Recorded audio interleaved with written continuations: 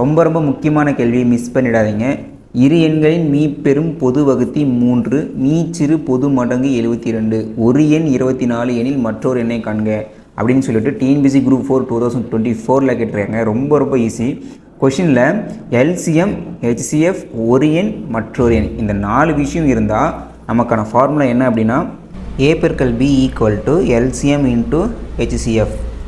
அதாவது கொடுக்கப்பட்ட அந்த இரு எண்களோட பெருக்கல் பலன் அந்த எண்களோட LCM and HCF பெருக்கல் பலனுக்கு சமமாக இருக்கும் அப்படிங்கிறது இதோட மீனிங்.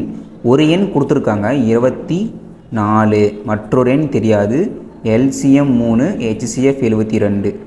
இப்போது நமக்கு மற்றொரு எண்ணை தான் கண்டுபிடிக்கணும். 24 அந்த சைடு போச்சுன்னா டிவைடில் மாறும், /24 கேன்சல் பண்ணோம் அப்படின்னா 8 டைம்ஸ், இதை கேன்சல் பண்ணோம் அப்படின்னா 9 டைம்ஸ். சரிங்களா?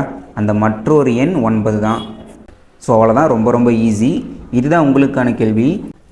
HCF 4, LCM 96, ஒரு எண் 16, மற்றொரு எண்ணை காண்க. இதுதான் உங்களுக்கான கேள்வி. மறக்காமல் கமெண்ட் பண்ணிவிட்டு அப்படியே நம்மளை ஃபாலோ பண்ணிவிடுங்க. தேங்க்யூ.